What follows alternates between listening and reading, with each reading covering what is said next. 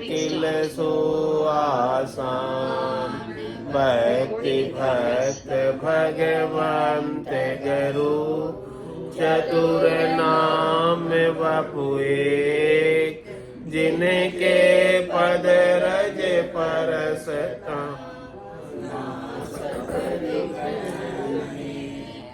सब धरती कागद करऊं।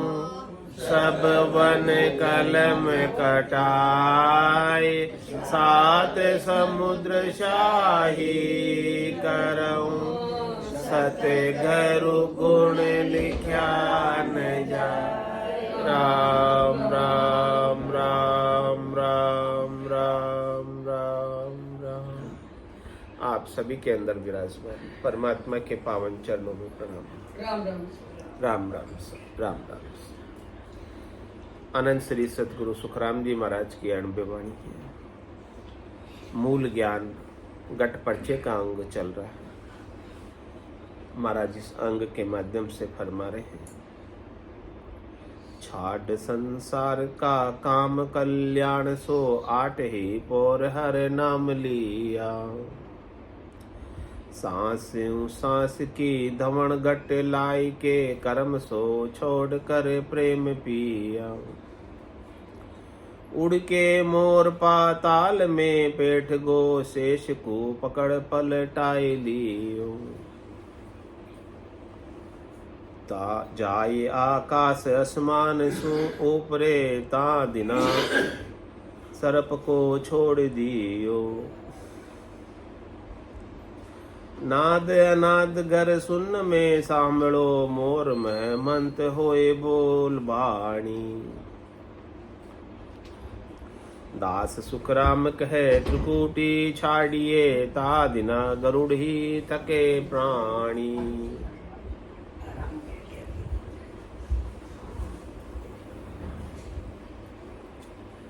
महाराज अपने कल्याण की बात बता रहे हैं, आत्मा के कल्याण की बात बता रहे हैं, स्वरूप के बोध की बात बता रहे हैं कि छाड़ संसार का काम कल्याण सो।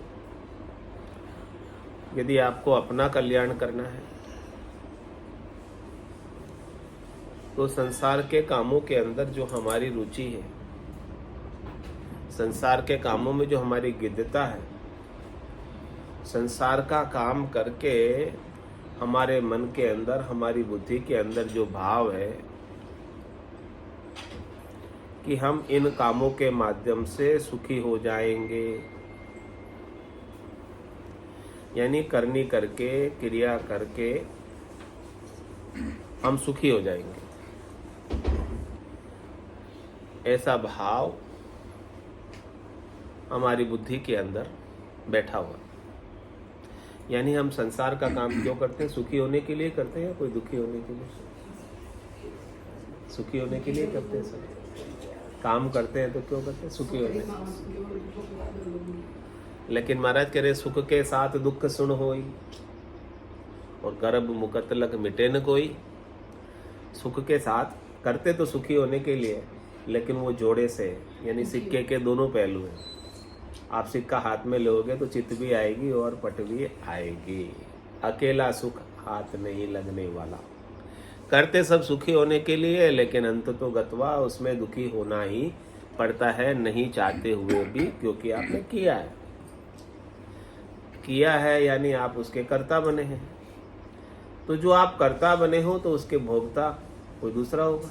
करसी सोई भुगतसी प्राणी पुनर्पाप।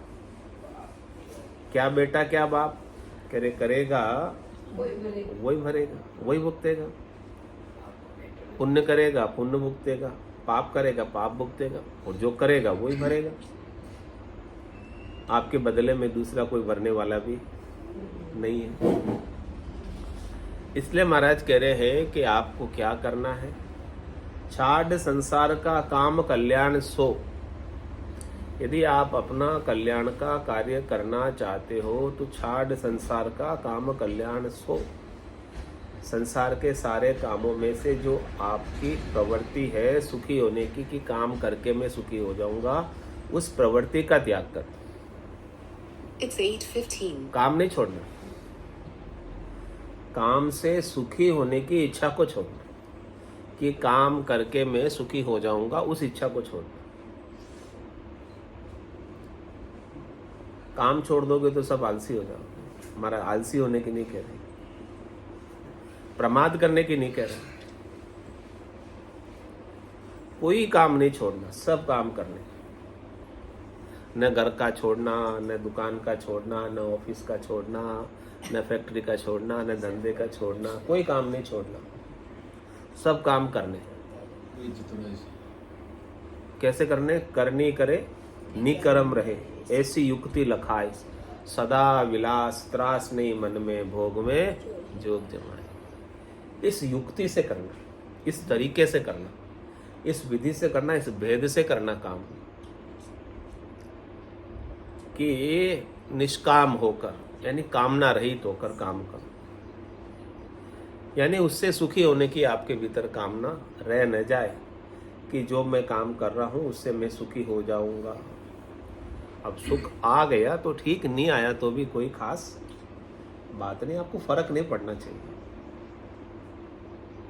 क्योंकि कर्मण्येवाधिकारस्य मा फलेषु कदाचन, कर्म करने पर आपका अधिकार है, लेकिन फल के ऊपर आपका अधिकार है। जब जो चीज आपके अधिकार में ही नहीं है और वो चीज आ गई विधि के विधान से, तो मान लो उसे। जाई विधि राखे राम, ताई विधि रही है, विधि का विधान मान, हानि लाभ सही है, राम राम राम राम राम राम कहिए। कर सकते हो ऐसा कि नहीं? कर सकते।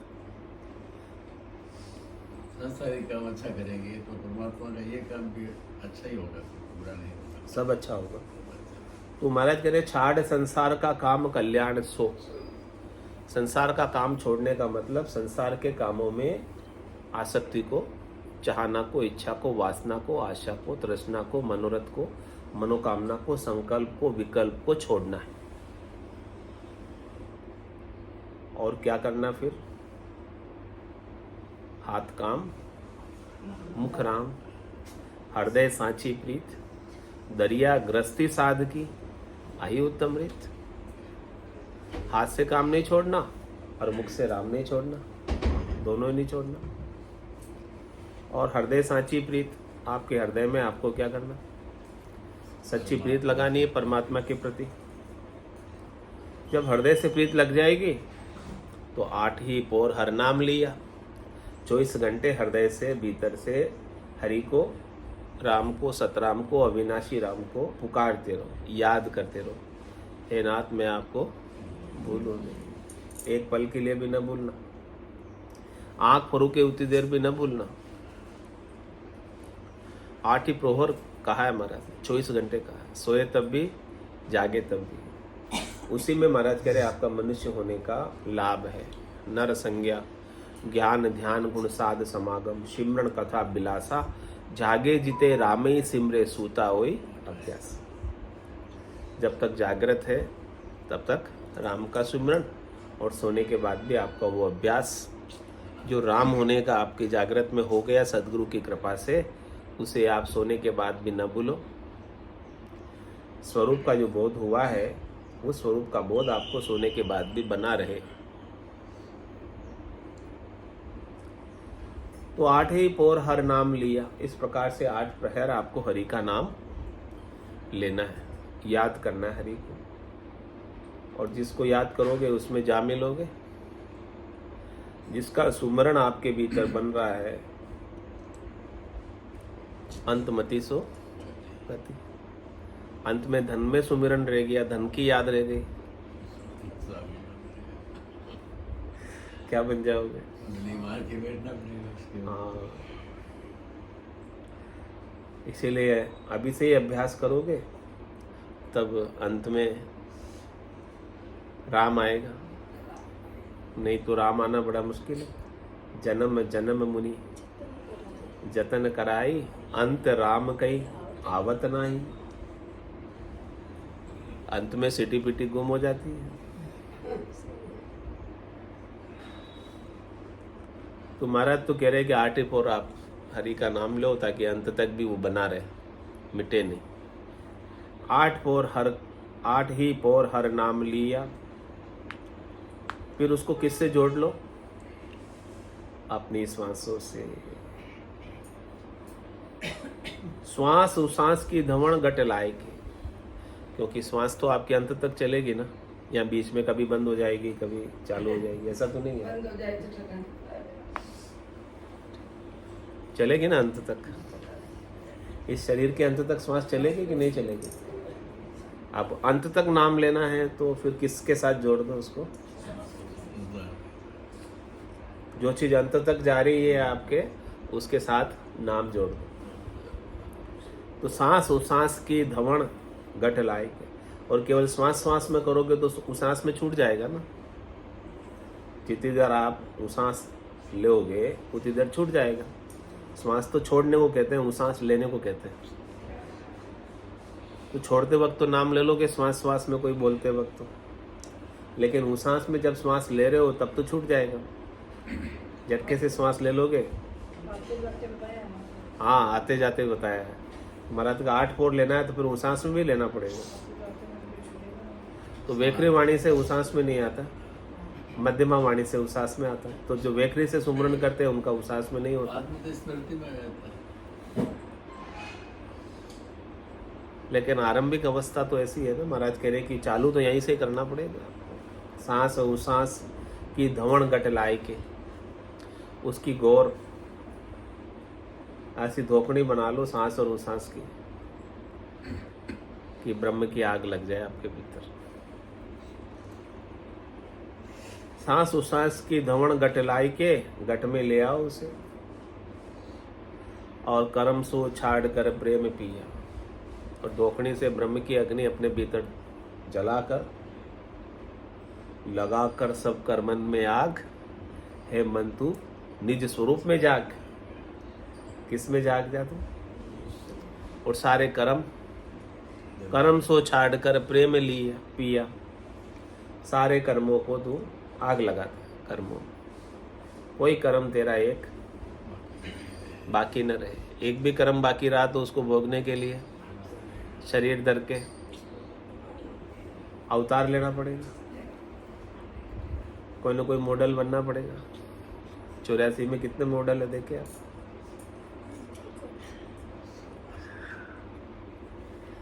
चौरासी में कितने अवतार है? वो सब अवतारों में से कोई ना कोई अवतार लेना पड़ेगा।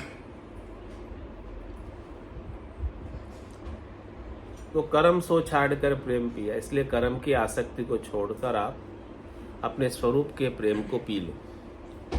आपकी चित्त की वृत्ति, आपका मन, आपकी बुद्धि में जो महत्व रूप का है, रूप से हटकर कहाँ आ जाए? स्वरूप में, निज रूप।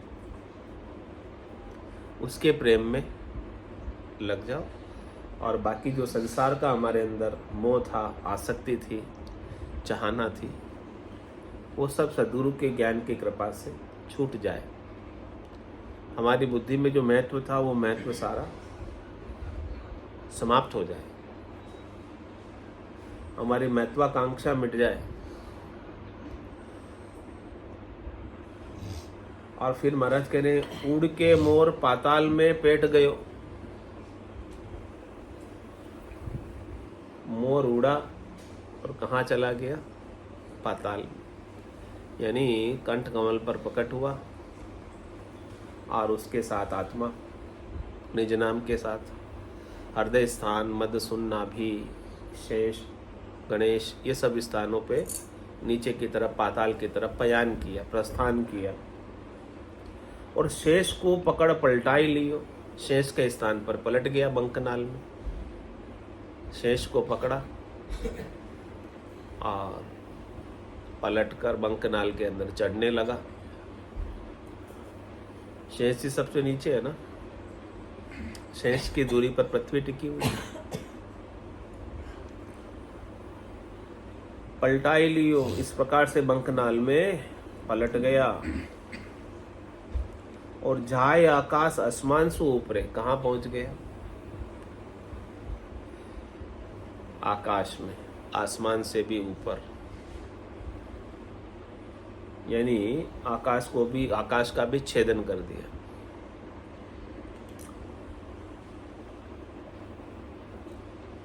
आसमान कहाँ रहता है? पृथ्वी के ऊपर। आसमान कहाँ दिखता है? ऊपर या नीचे? आसमान तो ऊपर रहता है। ऊपर रहता है। ये नीचे नहीं होता आसमान? नहीं होता। आसमान तो सर्वत्र है। आसमान में पृथ्वी है। हाँ, आसमान में पृथ्वी है कह रहे हैं। ऊपर भी है, नीचे भी है। ऊपर भी है, नीचे भी है, साइड में भी है, इधर राइट में भी है, लेफ्ट में भी है, पूरब में भी है, पश्चिम में भी है। ये जो गोला है ना, वो आसमान में ही घूम रहा है, पृथ्वी का।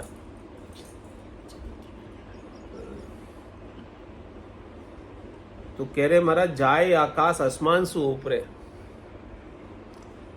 ऐसे आसमान से, आकाश से भी आपको ऊपर जाना है, इसको भी पार करना है। ये आकाश आसमान भी 5 तत्वों में आता है। ब्रह्मांड तत्व में आता है आकाश आसमान। तो आपको तो 5 तत्वों से परे जाना है। जिस दिन आप इस आकाश से, आसमान से भी परे चले जाओगे, 5 तत्वों का आपके कोई लेना देना न रहेगा। ता दिना सरब को छाड़ दियो। उस दिन आपने सब कुछ छोड़ दिया, किसी से कुछ लेना नहीं रखा, किसी से कुछ देना नहीं रखा। सबसे पहले देहाध्यास छूटा, 5 तत्वों के शरीर से सुख लेने की इच्छा। उसके पश्चात जीवाध्यास छूटा, यानी सूक्ष्म शरीर से दूसरी शरीर बना लेते थे, तो हमने सूक्ष्म शरीर का साथ भी छोड़ दिया। सूक्ष्म शरीर अज्ञान की उपज, अज्ञानता स्वरूप की कारण, स्वरूप की अज्ञानता के कारण हम सूक्ष्म शरीर बना लेते हैं खुद। कौन बनाते हैं सूक्ष्म शरीर? आप स्वयं बनाते हो। और किस कारण से बनाते हो? अज्ञानता के कारण। किसकी अज्ञानता है? आपके असली स्वरूप की अज्ञानता। असली स्वरूप की अज्ञानता के कारण आप सूक्ष्म शरीर का रूप बना लेते हो, और सूक्ष्म शरीर का रूप बनने के कारण आप स्थूल शरीर का रूप धारण कर लेते हो। यानी आप माया का, प्रकृति का संग कर लेते हो। किसके कारण करते हो? अज्ञानता के कारण। तो अज्ञानता क्या हो गया? कारण शरीर हो गया आपका। एक तो स्थूल शरीर हो गया, दूसरा सूक्ष्म शरीर हो गया, 9 तत्वलिंग शरीर, जिसमें मन है, बुद्धि है, चित्त है, अहम है, यानी 4 अंतर इंद्रिया है, और 5 प्राण है, पान, अपान, उदान, व्यान, समान। इस प्रकार से 9 तत्वलिंग शरीर भी आप खुद बनाते हो अपनी कल्पना से, अपने इमेजिनेशन से। आप इमेजिन करते हो और ये बन जाते हैं। आपके अंदर ऐसी इमेजिनेशन की शक्ति है, जिसके कारण से आप सूक्ष्म बनाते हो। और वो इमेजिनेशन क्या है? एक स्वप्न है, स्वप्ने की तरह। स्वप्ने में कई तरह के इमेजिनेशन होते कि नहीं होते? कुछ भी बन जाते हो आप स्वप्ने में। तो स्वप्न क्या है? नींद के कारण आता है। और नींद क्या? एक तरह का अज्ञान ही है। जागृत से अज्ञान अवस्था में पहुंच गए नींद में, और नींद के अंदर सपने आने चालू हो गए। इसी प्रकार से आप चेतन होते हुए भी आप अज्ञानता के कारण, अज्ञान रूपी नींद के कारण, माया मोह भ्रम की रजनी के कारण, उस नींद के कारण आप अपनी इमेजिनेशन कर लेते हो। जैसे रात में इमेजिनेशन के सपने देखते हो, वैसे ही आप सब मन बना लेते हो, बुद्धि बना लेते हो, चित्त बना लेते हो, हम बना लेते हो, 5 प्राण बना लेते हो, और इनके साथ अपने आप का तादाद में जोड़ लेते हो। आप इसे अपना ही मैं ही मानने लग जाते हो। मैं यही हूँ। जहाँ जहाँ आपका मन होता है, जहाँ जहाँ आपकी बुद्धि होती है, वहाँ वहाँ आप भासने लगते हो। ये आपका चिदाभास हो जाता है, आपके चेतन का आभास, आपके चेतन का रिफ्लेक्शन, आपके चेतन का प्रतिबिंब। यानी आपका चेतन मन बनकर, बुद्धि बनकर, चित्त बनकर, अहम बनकर भासने लगता है आपको। तो आप असली चेतन को भूल जाते हो इस चिदाभास में। ये असली चेतन का भूलना यही कारण है आपके जन्म में आने का और मरण में जाने का। आवागमन का कारण असली चेतन की पहचान न होना, भ्रांति में जीना। भ्रांति में जीना। इसलिए महाराज ने कहा, सुखराम भ्रांति हल कीजिए। जब तक आपकी भ्रांति ये हल नहीं होगी कि मैं स्वयं एक चेतन हूं, जो जीव बन गया हूं, प्रतिबिंब के रूप में आभास जीव का हो रहा है, चेतन का आभास, और मैं देह बन गया हूं। ये दोनों प्रकार की भ्रांति का हल करना है, देह होने की भ्रांति और जीव होने की भ्रांति। देह होने के कारण आपको जन्मना भास रहा है और देह के चले जाने पर मरना भास रहा है, और मन और बुद्धि चित्त होने अहम होने के कारण आपको सुख भास रहा है, दुख भास रहा है, भला भास रहा है, बुरा भास रहा है। अनेक प्रकार की वृत्तियां, अनेक प्रकार के विचार, अनेक प्रकार की मानसिक स्थितियां आपके सूक्ष्म शरीर के कारण आपको भासने में आती है। सप्रेशन, डिप्रेशन भी सब आपके भासने में आता है। इन्फिनिटी कॉम्प्लेक्स, सुपरिटी कॉम्प्लेक्स भी सब आपको भासने में आता है।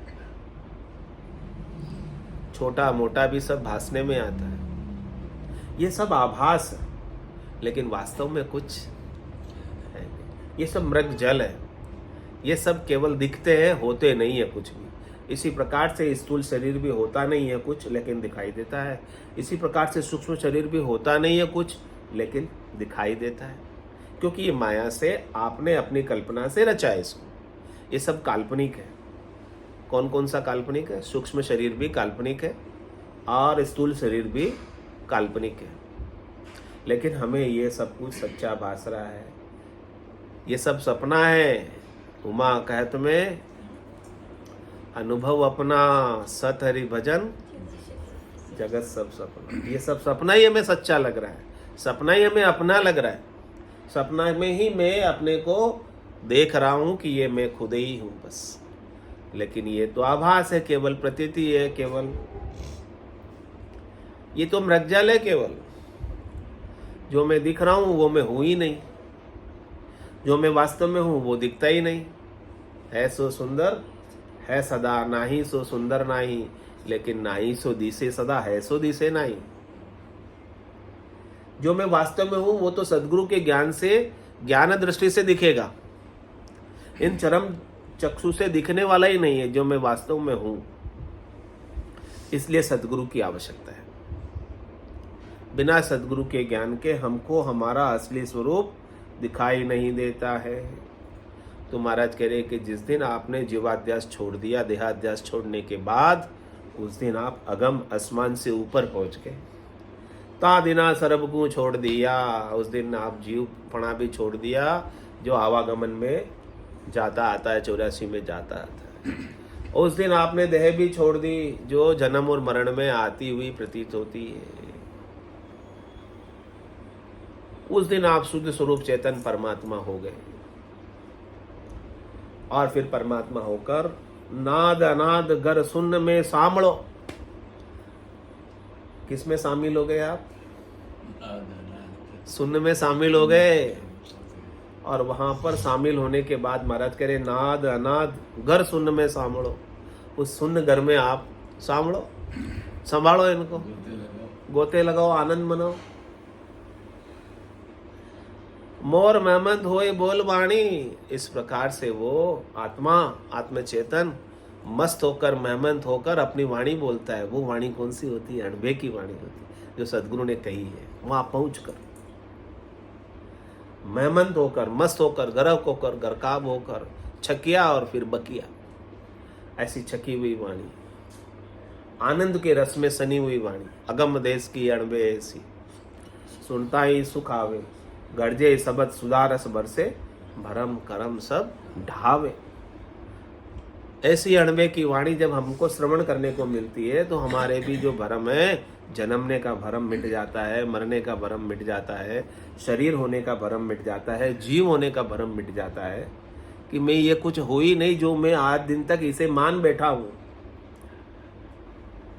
शरीर को मैं मानता हूं, शरीर से संबद्ध संसार को मेरा मानता हूं। इस अज्ञान और अस्मिता में ही जीता हूं, जो कि काल्पनिक है, झूठे हैं। काल्पनिक को, झूठे को मैं सच्चा मानता हूं।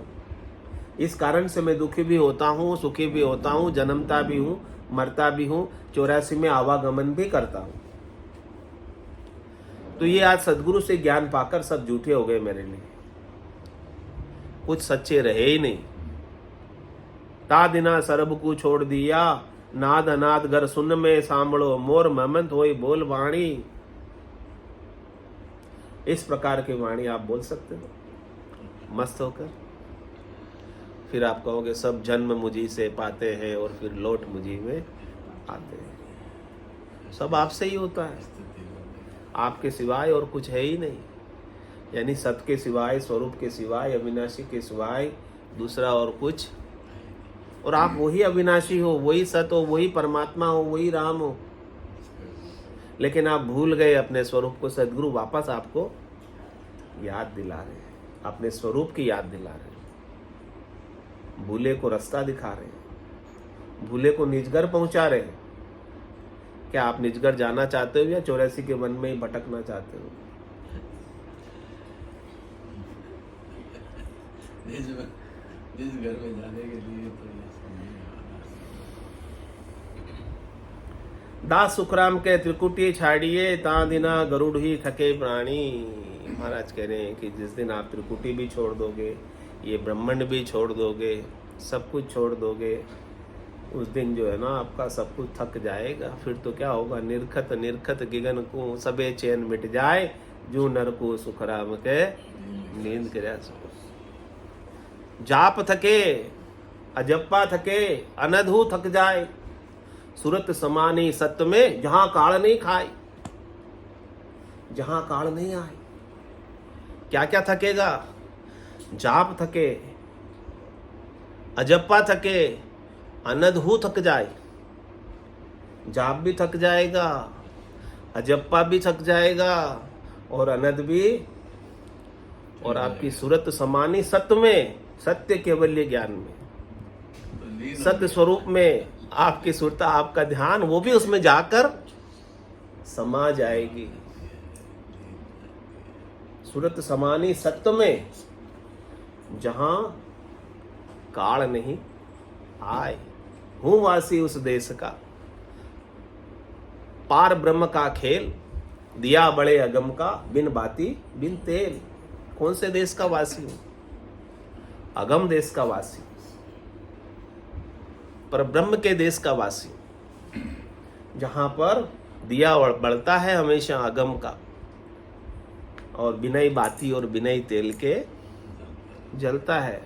सदगुरु कह रहे चल हंसा उन देश, समंजा मोती है, ऐसा देश अजब निराला, बिनु शशिबान हो तू जियाला, नहीं काल की चोट जिला मिल ज्योति है, चल हंसा उन देश समंजा मोती है।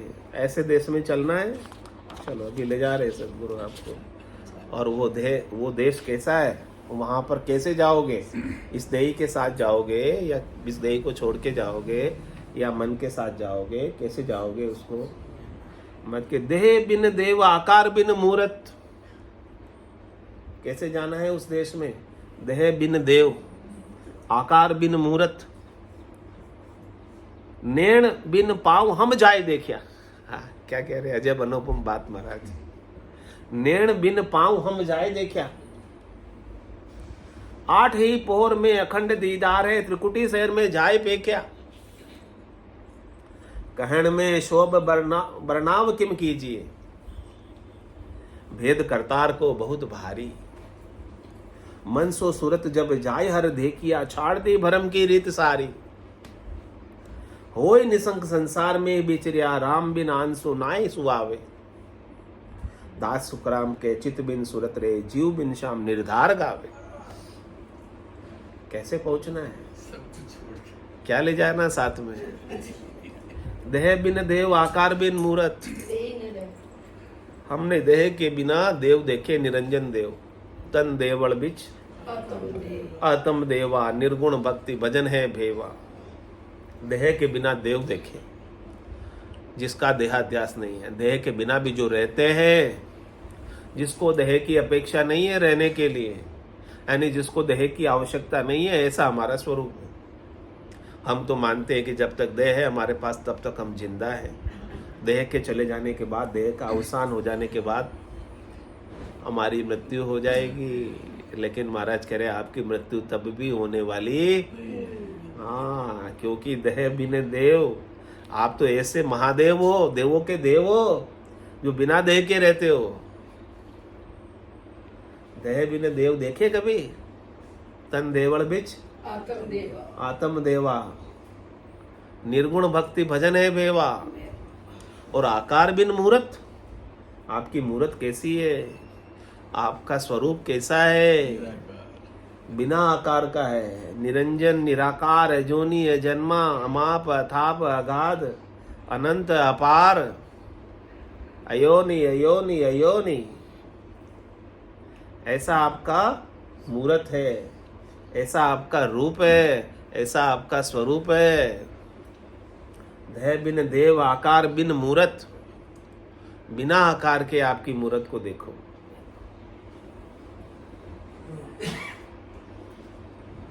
और नैण बिन पाँव हम जाए देखिया। महाराज के मैं गया चलकर, लेकिन बिना पाँव के गया। पाँव तो थे ही नहीं। और हमने देखा, लेकिन बिना आंखों के देखा। पाखा परा बिना पंछी देखिया, नैण बेण कछु नाई। आठों पोर बतीसु घड़ियां उड़े, गिगन गढ़ माई। कैसा अद्भुत विलक्षण वर्णन है। हमने सब कुछ देखा, लेकिन इन आंखों से नहीं देखा। या नैना नहीं देखिया, अजब अनुपम चैन, सुखराम सूरत नैन सु देख कर भाकत अब बैन। इस नैनों से तो जो दिखता है वो दिखे सो सकल विनाशी। इन आंखों से जो दिखता है वो तो सब विनाशी है। हमने उन आंखों से अविनाशी को देखा है। कौन सी आंखों से? सूरज चक्षु से, ब्रह्म चक्षु से, दिव्य चक्षु से, ज्ञान चक्षु से। तो नैण बिन पाँव हम जाय देखिया, बिना ही पाँव के हम चले, और बिना ही आंखों के हमने देखा। यानी उसको देखने के लिए या वहां तक पहुंचने के लिए आपको पाँवों की जरूरत, या आपके पाँव वहां तक पहुंचाने में सक्षम योग्य नहीं है। आपकी कोई ज्ञानेंद्रिय वहां नहीं पहुंचती है, आपकी कोई कर्मेंद्रिय वहां नहीं पहुंचती है। आंख ज्ञानेंद्रिय है ना, पाँव कर्मेंद्रिय है। तो बिना पाँव के जाना है और बिना आंख के जाना है वहां पर, क्योंकि ज्ञान इंद्रिय और कर्म इंद्रिय तो पहुंचते ही नहीं है वहां पर। सुखराम जी ने वाणी लिखी है, तो पहले उस लोक में जाने के बाद लिखी है। हाँ, वहीं से तो बोल रहे हैं। यही तो कह रहे हैं महाराज कि आठवीं पोर में अखंड दीदार है, त्रिकुटी शहर में जाए पे क्या। हमको तो आठवीं पोर में अखंड दीदार हो रहा है, त्रिकुटी शहर में हम गए और वहां पर हमने सब कुछ ऐसा देखा। और कह रहे कहण में शोभ बरनाव किम कीजिए, कहने में नहीं आ रहा वहां की शोभा, वहां की। हाँ, महाराज कह रहे हैं कि नहीं, जीते जी गए ना, मरने के बाद थोड़ी। आपको भी जीते जी जाना है, बैठे बैठे जीते जी गए ना। सच्चाई है, कल्पना नहीं है। आप इसे काल्पनिक मान रहे हैं। आपका देह कल्पना है, आपका मन कल्पना है, आपका विचार कल्पना है, आपकी बुद्धि कल्पना है, आपका चित्त कल्पना है, आपका हेम कल्पना है, आपके प्राण कल्पना है, लेकिन ये सच है।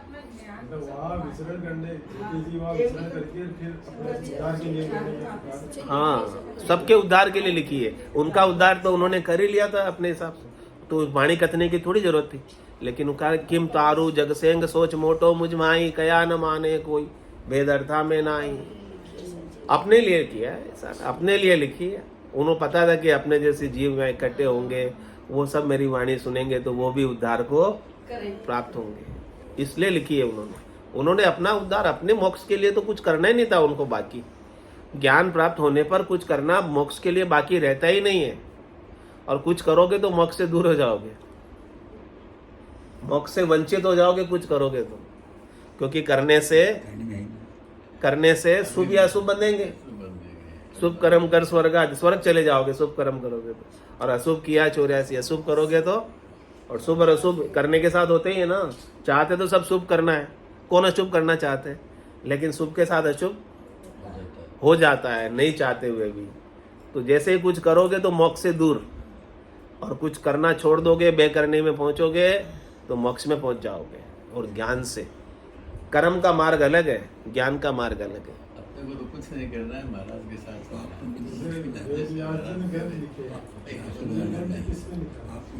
ये ग्रंथ महाराज ने लिखा, स्वयं ने अपने हाथों से लिखा। नहीं हाथों से नहीं लिखा, उन्होंने बोला और उनके जो शिष्य थे, शिष्यों ने लिखा।